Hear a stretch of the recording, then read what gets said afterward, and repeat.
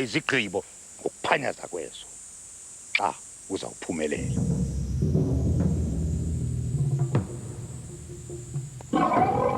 I-5-speed automatic N-Steptronic Freelander entsha iyakhwe nguLand Rover.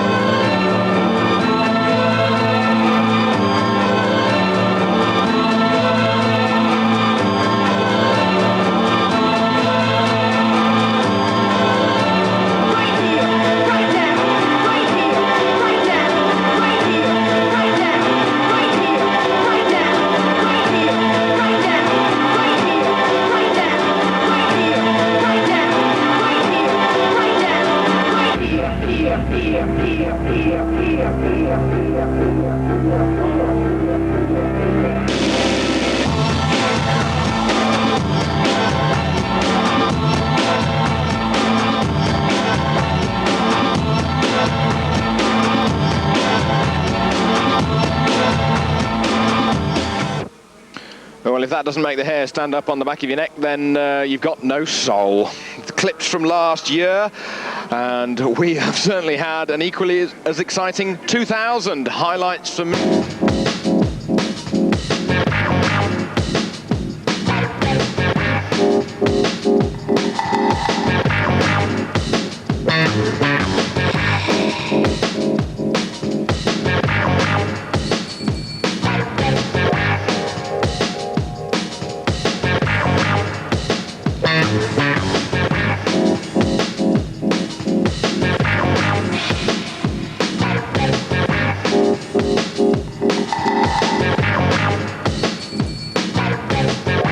Red Bull Ducatis of John Reynolds and Team New Boy James Hayden with the winner piece opened with all guns blazing. Steve Hislop tied Hayden for points, with Chris Walker fourth and Neil Hodgson a surprising fifth.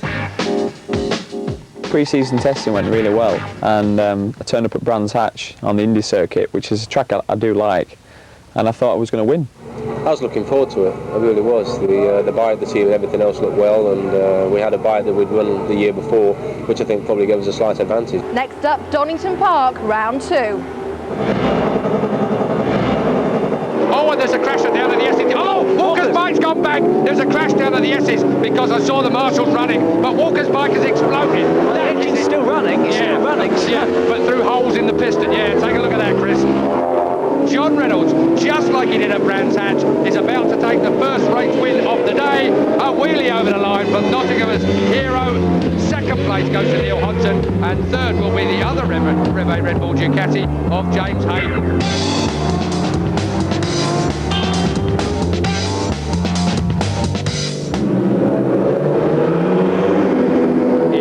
Second race, it was again the informed Reynolds timing his move to perfection, passing Neil Hodgson at the last bend of the last lap. Only one problem. Suzuki gave Chris Walker a bike to win on. After the disappointment of race 1, you could say he was pleased. After 4 races with another 18 to run, JR was in control. The former British champ had been here before and knew the 5 men in his wake were formidable competitors. Then there were Superbike new boys Toseland and Plater.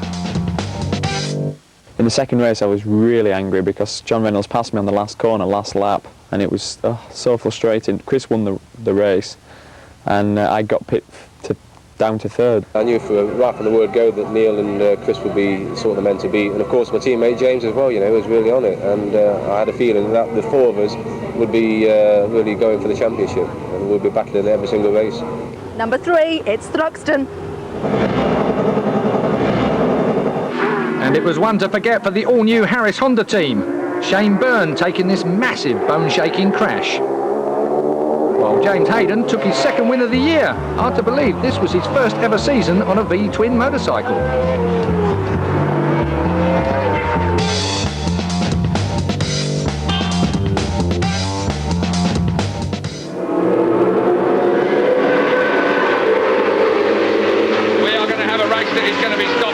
This is getting wetter and wetter here. We are going to have a two-parter, I'm sure, because really it's getting very, very wet. Will it keep going or will it be... Oh! Chris Walker out on the widest old line you're ever... Oh, and Hislop. And Hislop as well. Straight across the chicane. Again. Deary, deary me. There's some shaking heads here. Past, and there goes a hand up in the air again. Stuart will have to stop this. Stuart Higgs, the race director, is going to stop this race soon. We are going to have a red flag, almost certainly. We did, and Neil Hodgson went on to take his first win of the year. First he cleaned up on the track, and then he cleaned up the track. Number 2, Chris Walker on the national champion. John Reynolds' lead had now been cut to 6 points. Hayden had leapfrogged Walker for third. Hizzy was fifth, with ex-British Supersports rider Steve Plater up to an impressive sixth. Number 4, time for fireworks, Alton Park. This is where the battle truly began. We'd seen tough racing before, but never at this intensity. Unbelievable was too small a word.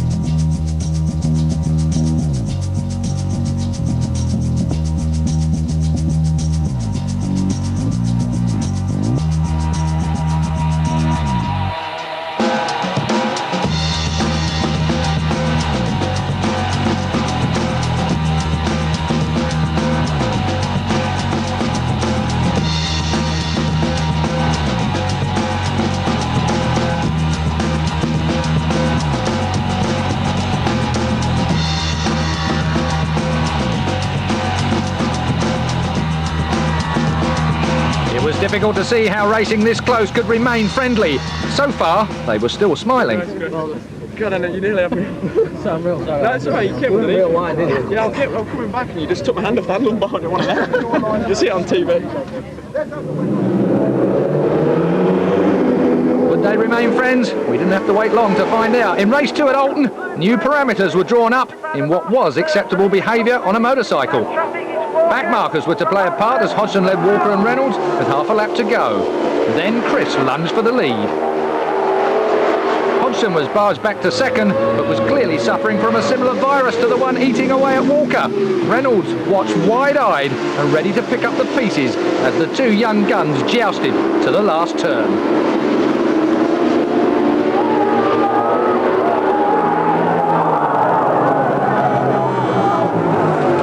This incident wasn't just destined for the sandpit, but the courtroom too. And on the day, it turned into a Rev A 1-2, and Reynolds was happy for a breather at the top. Hodgson was first effectively docked 11 points, then reinstated in 4th place. It was the start of an off-track scrap lasting for weeks. So whose fault was it? I went into the Shell Oils corner and left him no room at all because he'd barged me a few times there before, and he rammed me big style underneath. Continued round, and I was right behind him. I've said this so many times to so many people. I was right behind him coming around Druids, and he had a slide, and he lost a lot of drive because he had to get out the throttle. And I kept on the gas, and automatically he went straight to the inside like I knew he would do to defend the line going into the last corner. I stayed on the racing line, and at this point I'd levelled him, and we were dead level as we came to the braking area. And because I'm on the racing line, I know exactly where to brake, and he just disappeared, and he'd hit the brakes before me, which I couldn't believe, you know, because he's really good at braking. And I'd won the race in my eyes. At that point, I just thought, yes, and braked and came across early to close the door and to get to the apex as fast as I could. And bang, you know, big impact. I lost control of the bike, not quite as bad as him. And the rest is history, you know. We both went into the gravel, I stayed on, Chris didn't, I finished 4th. And then there was all the mess, which was horrible. Really, seriously, it was horrible. It really took the fun out of it, definitely. If Neil hadn't have done what he did, neither of us would have fallen off, but at the same time he didn't deliberately set about knocking me off, you know, so it's just one of those things, really. People say that's racing. I mean, I'm not convinced that's racing. The thing is, you see, as soon as you start getting pushed about on a track, they know then you're a pushover. You know that, Keith. And if you let somebody walk over you and they do it twice, yeah, I'll let it happen once, you know, ooh, bang, that's fine. But it happens again, then it's payback time, and you know then the next time that you're together, you need to sort of give the other guy a bit of a lean and just let him know that you mean business. So you need respect. It's round 5 and we're off to Snetterton. Britain's bike fans held their breath as Hodgson and Walker piled into the last corner of the first race. Officials had the red card ready for any deliberate foul, but it was all good, clean sport. Maybe Hodgson missed his gear shift through shock, but that momentary lapse handed the uphill drive to the checkered flag to Walker. He couldn't believe it, nor could Neil.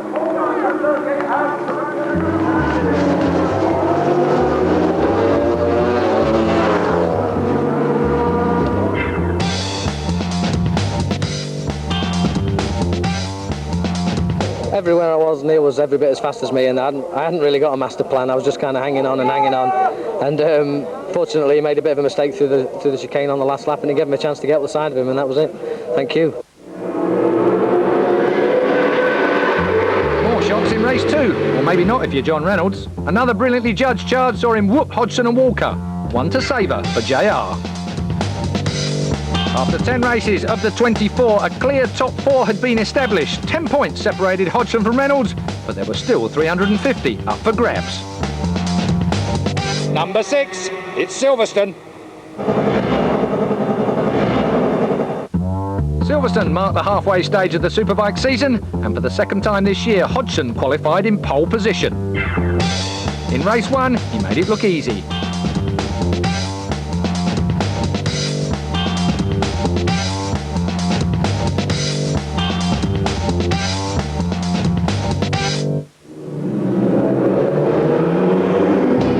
In a two-part race 2, Silverstone was to see old wounds reopened.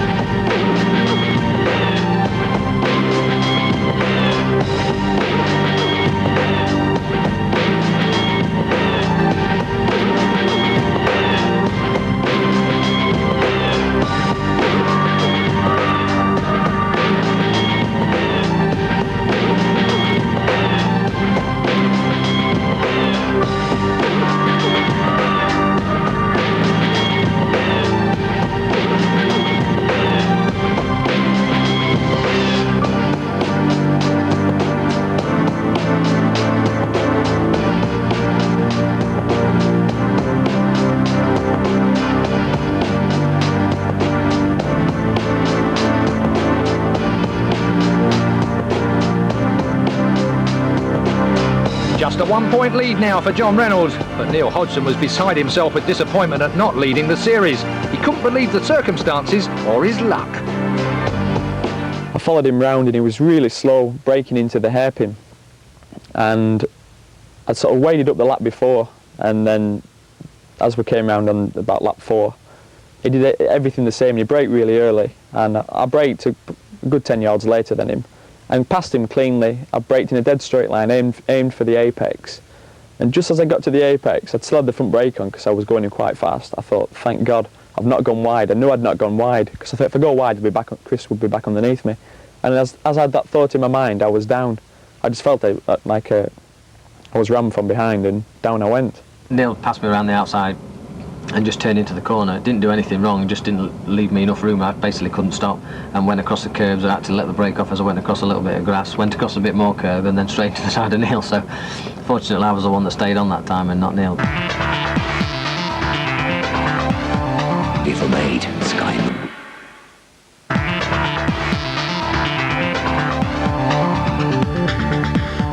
Back at Alton, round 7. You'd have been forgiven for thinking the British Superbike Series had brought in a scriptwriter. Round 7 was straight out of a book. Because of messy grid hold-ups at previous rounds, a new rule had been introduced.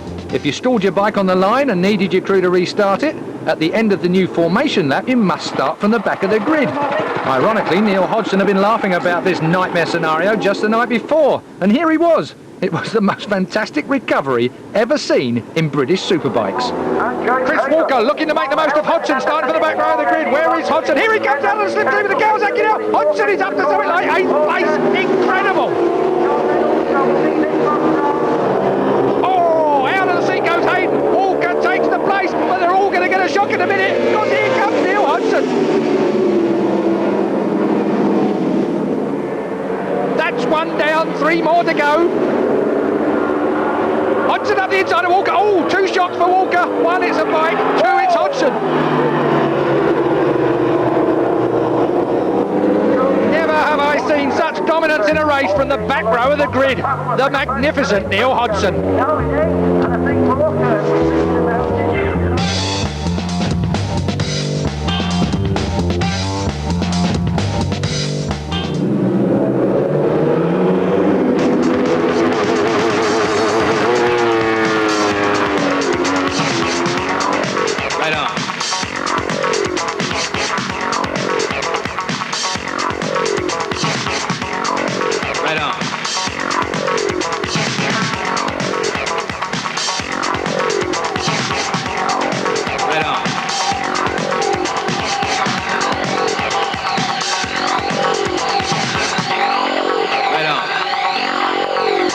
After an incredible return to Alton Park, Hodgson finally led the Superbike Series, albeit by just 2 points.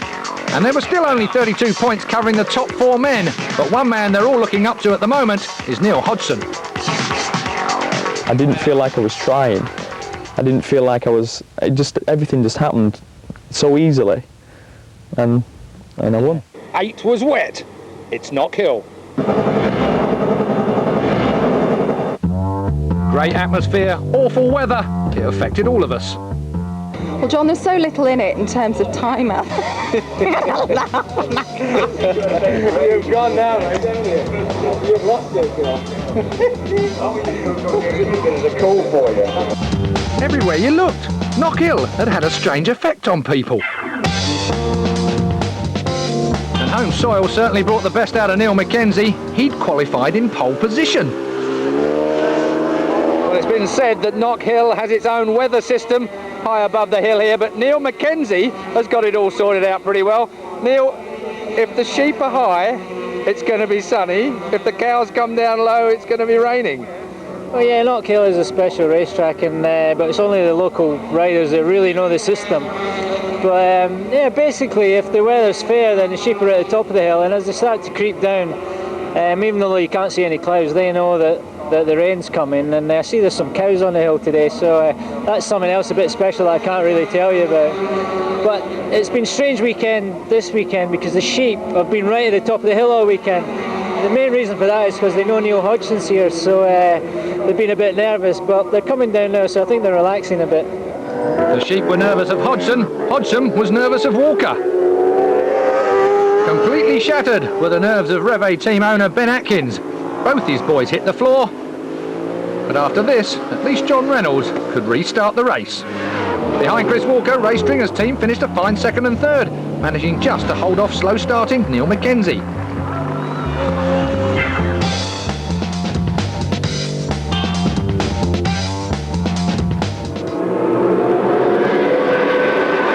crowd were on their feet for race 2, Neil Mackenzie giving them something to cheer about, and then to cry about.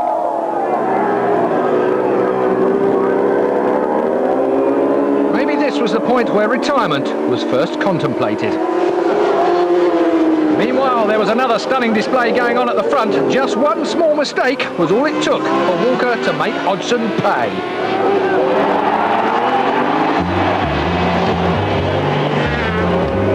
Number 2 will soon be number 1, seems to be the message. And we got it.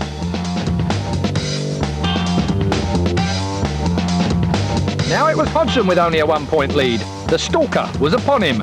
JR hung on while James Hayden slipped slowly out of championship contention. Yeah, I made a few mistakes this year, but that was my only stupid one.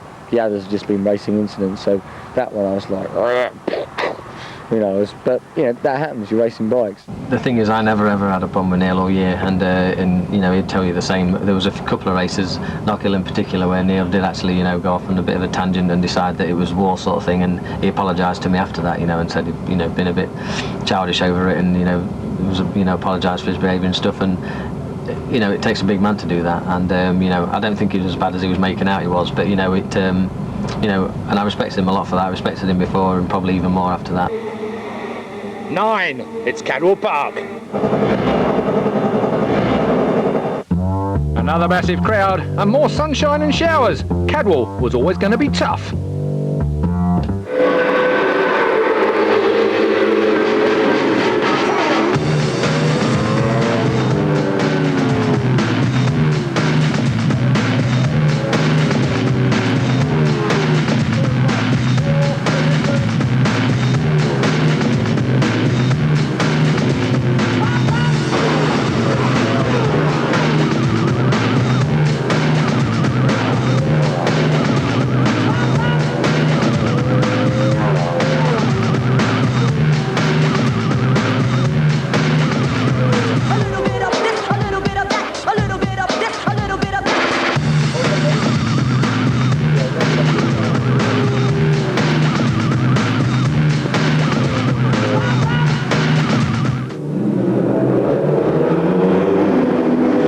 Was affected by back markers on the last lap, then how about the irony of race 2?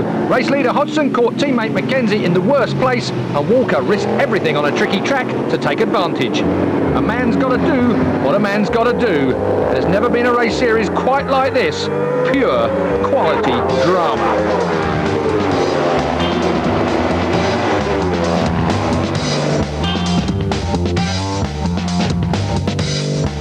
Went to Cadwell Park 1 point apart, and they were still that close after 2 desperately close races. But one man was mortified at having got caught up in the race 2 battle. Cadwell Park, I did offer my resignation. I had a huge crash in practice when the throttle stuck open, which was fairly scary. I wasn't going to not continue, but then I fell off on the warm-up lap the following day, and then I got in the way of my teammate and Chris Walker, who were fighting for the championship, and I thought, well, what am I doing here? I've won the championship 3 times, and I'm being lapped, albeit circumstantial, and I'm getting in the way of the guys at front, so I really didn't want to come back to the pits that day. I wanted to ride round and round till it got dark and everyone went home. I hesitated, and that was the difference. You know, my hesitation cost me the win, not 2 back markers and Neil Mackenzie. Round 10, round the lake, Mallory Park. By Mallory Park, Chris Walker's fan club was by far the most vocal on the terraces. Hodgson's GSE team wheeled out all the support they could muster, including their reigning British champ Troy Bayliss. And there was an added treat from down under. The Go Show was in town to replace the injured Steve Hislop. Enter one Anthony Gobert.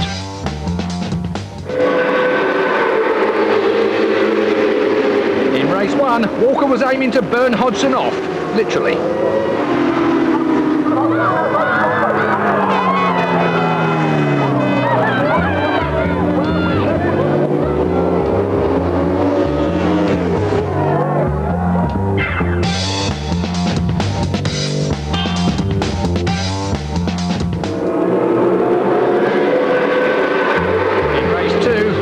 Hodgson's 4th place was the inspiration Chris needed for extra special celebrations. He led the series now for the first time in 2000. Walker and Hodgson were now staring into each other's eyes. The first to blink was going down.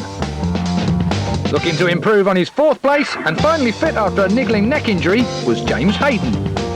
I've had physio, acupuncture, Reiki, you name it, you know what I mean? If someone told me to dance naked at midnight around Trafalgar Square, I'd have been doing it, you know. It was like, I did everything he could to get this right. Back at Brands, round 11.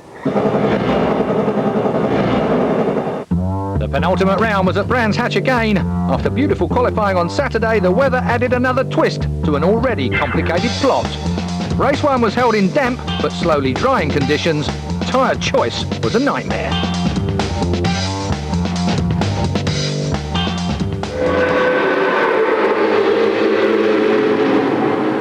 Chris Walker made his usual lightning start, and on lap 1 looked like he'd do what he did in the rain of Knock Hill. Until he got to turn 4.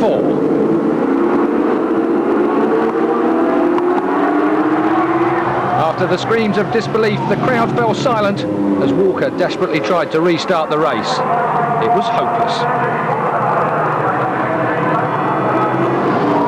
Then, as Hodgson led, down came the rain. Tyres chosen for drying conditions were useless, almost destroying the advantage Neil now had in the series. He stayed on, while many didn't.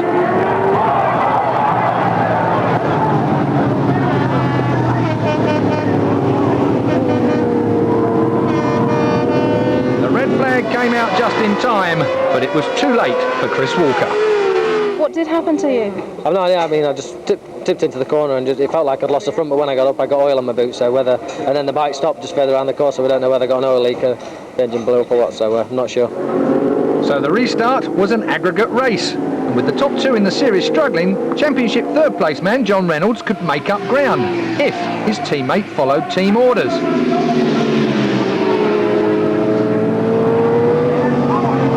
What exactly those team orders might be were in dispute. But there's no doubt John Reynolds certainly didn't benefit from the close attentions of James Hayden.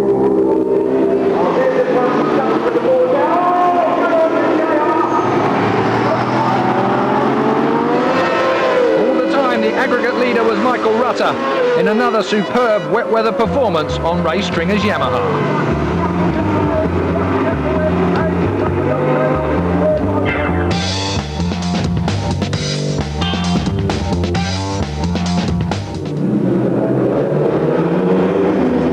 In race 2, Hayden and Reynolds decided to work out their strategy in advance. Lady Luck this time was riding with Chris Walker. Hodgson would suffer.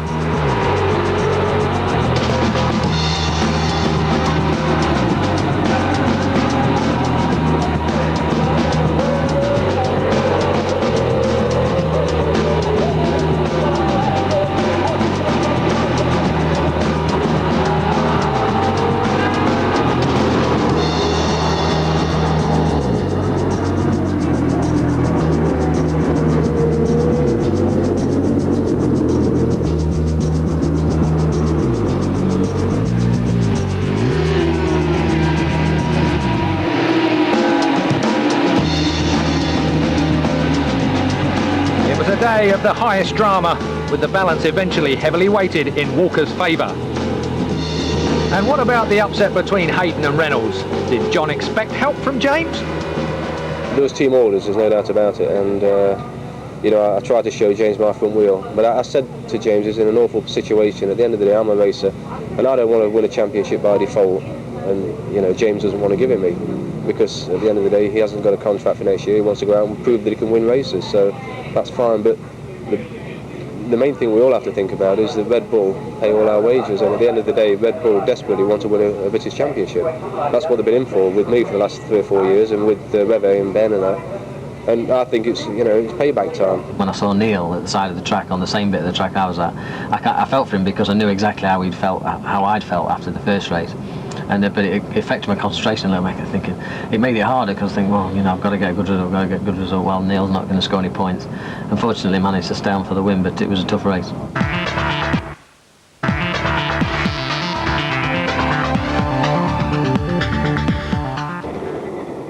It's the grand finale, Donington Park. As the sun came up over Donington, the turnstiles were churning, the fans flocking to watch the final battle of the British Championships. Up before everyone else and with an air of expectation, Team Suzuki had prepared meticulously.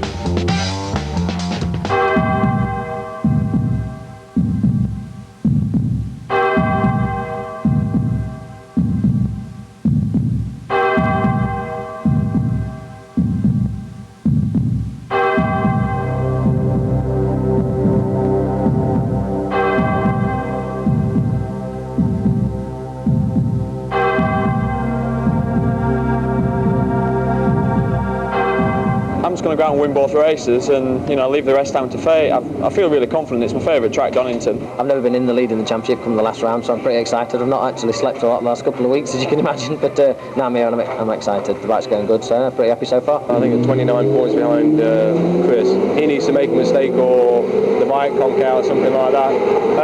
But at the end of the day, the fat lady hasn't sung, so we're still in with a chance.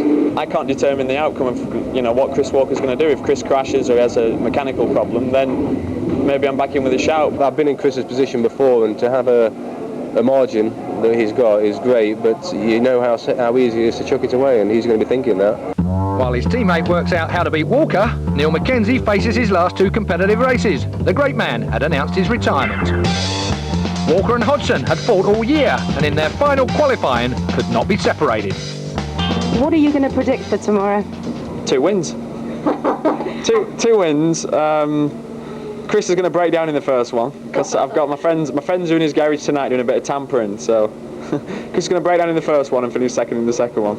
You heard it here first. We wish you the very best of luck. Thank you. I hope that doesn't happen, because if it does, you're going to think I was telling the truth. I'll be in court again.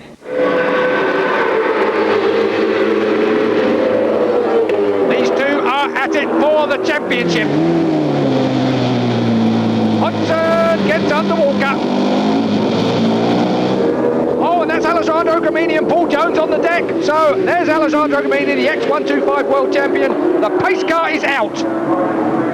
Wow, you can write a script like this. Here comes Walker, back at Hodgson now into Redgate. He's been good there all day. If Walker wins this race, then that's the end of it for Neil Hodgson. Walker will be the British Superbike champion. Les Pearson and Paul Denning of Suzuki watch on. Oh, John Reynolds isn't finished with yet. Out of the slipstream, Hodgson's got to win this race. Oh, superb. Thomas is on him. Come on, John. Come on, John. Colin Wright wants John Reynolds to be up there because he needs Walker back a few more places yet. Down to the S's, Reynolds on the inside. Oh, Walker goes out to third place and John Reynolds nearly heads for the car park. Oh, sideways on Hodgson. He don't want it much, does he?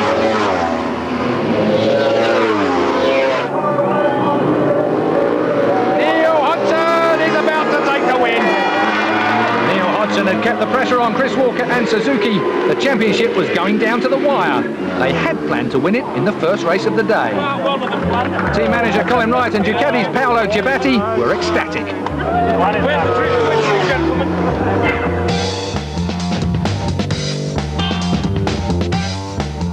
What went through your mind when Walker was leading? Because it could have all slipped away, but now it's 12 points.